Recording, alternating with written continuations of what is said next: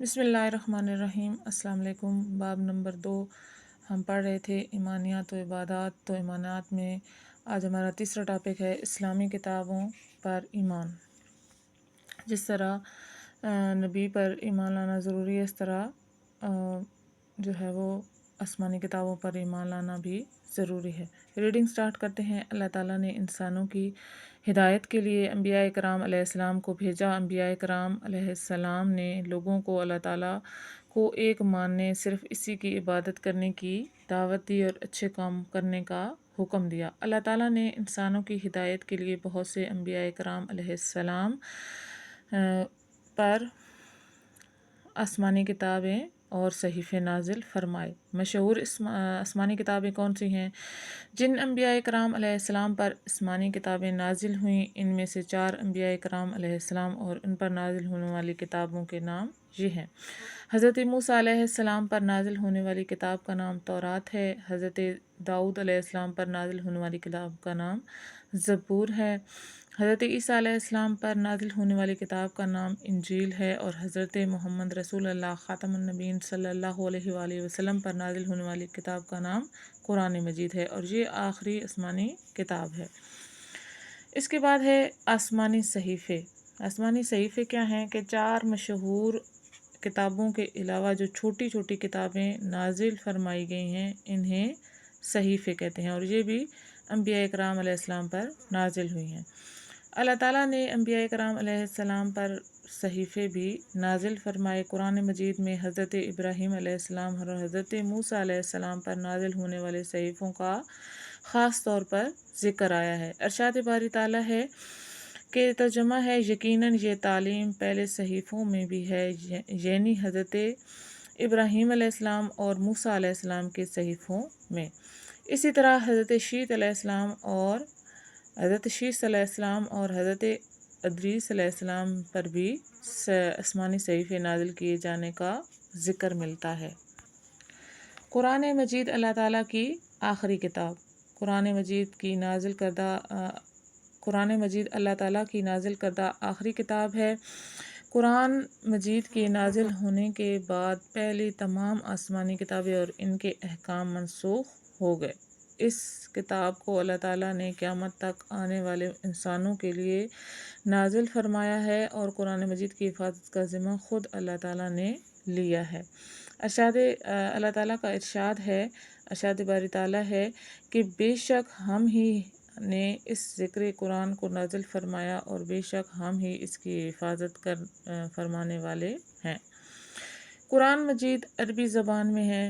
قرآن مجید کے 30 پارے، 114 سورتیں اور 6136 آیتیں ہیں۔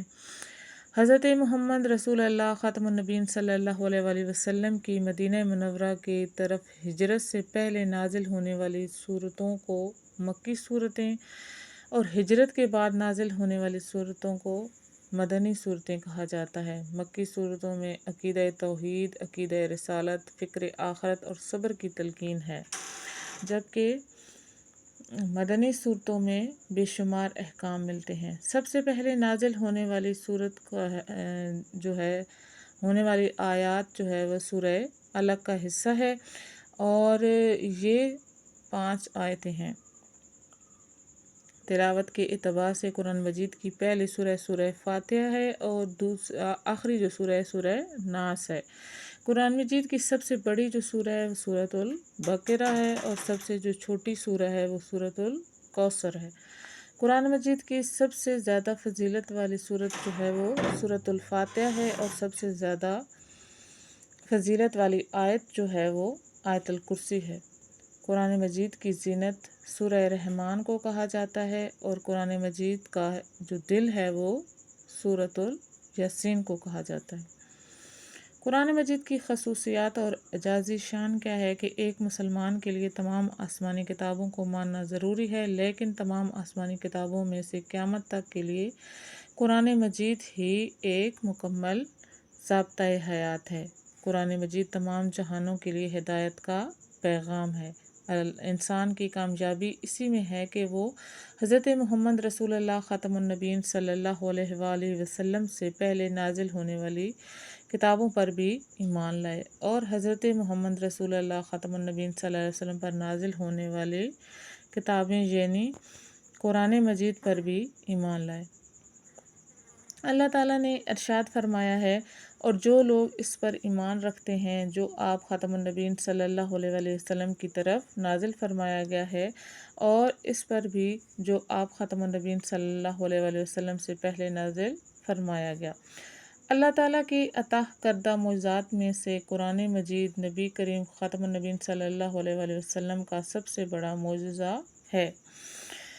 اس کی ہر آیت ایک زندہ و جاوید معجزہ اور حیران کر دینے والی ہے۔ قرآن مجید کا اسلوب، الفاظ، فصاحت و بلاغت اور ادبی کمال اتنا بلند ہے کہ نہ کوئی اس کا مقابلہ کر سکا اور نہ کر سکتا ہے اور نہ کر سکے گا۔ قرآن مجید نے مستقبل کی جو پیشن گوئیاں کیں وہ حرف بحرف پوری ہوئیں، اور اس کی تاثیر ایسی ہے کہ سننے والے اثر لیے بغیر رہ نہیں سکتے۔ جو شخص قرآن مجید پر عمل کر لے تو گویا اس نے تمام آسمانی کتابوں پر عمل کر لیا۔ اس لیے ہمیں چاہیے کہ قرآن مجید کی تلاوت کریں اور اس کو سمجھنے کی کوشش کریں، اس پر عمل کریں اور اس کے پیغام کو دوسروں تک پہنچائیں۔ ٹھیک ہے، یہاں تک ریڈنگ ہماری کمپلیٹ ہو گئی۔ سبق میں ہم نے پڑھا آسمانی کتابوں پر ایمان کے بارے میں۔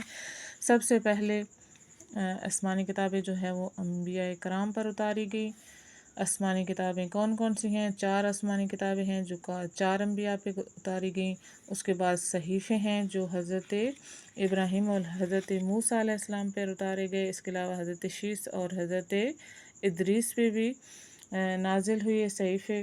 اس کے بعد قرآن مجید کے اللہ تعالیٰ کی آخری کتاب ہے۔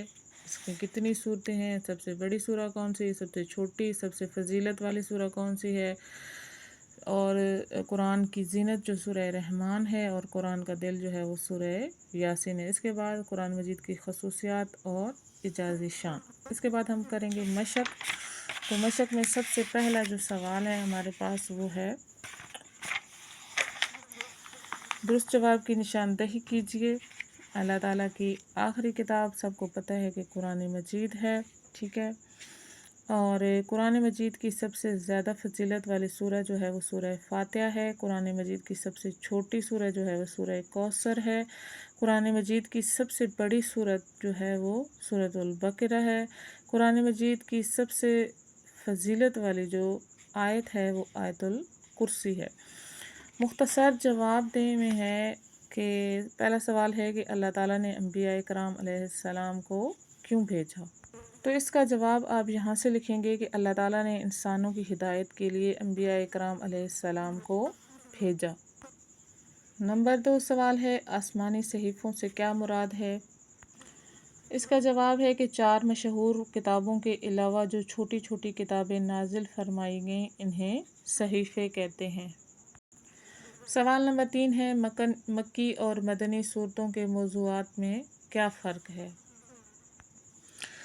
حضرت محمد رسول اللہ خاتم النبیین صلی اللہ علیہ وسلم کی مدینہ منورہ کی طرف ہجرت سے پہلے نازل ہونے والی صورتوں کو مکی صورتیں اور ہجرت کے بعد نازل ہونے والی صورتوں کو مدنی صورتیں کہا جاتا ہے۔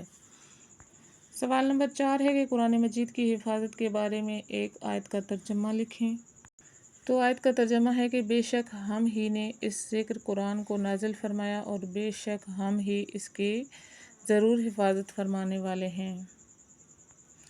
5واں سوال کہ 4 آسمانی کتابوں کے نام تحریر کریں۔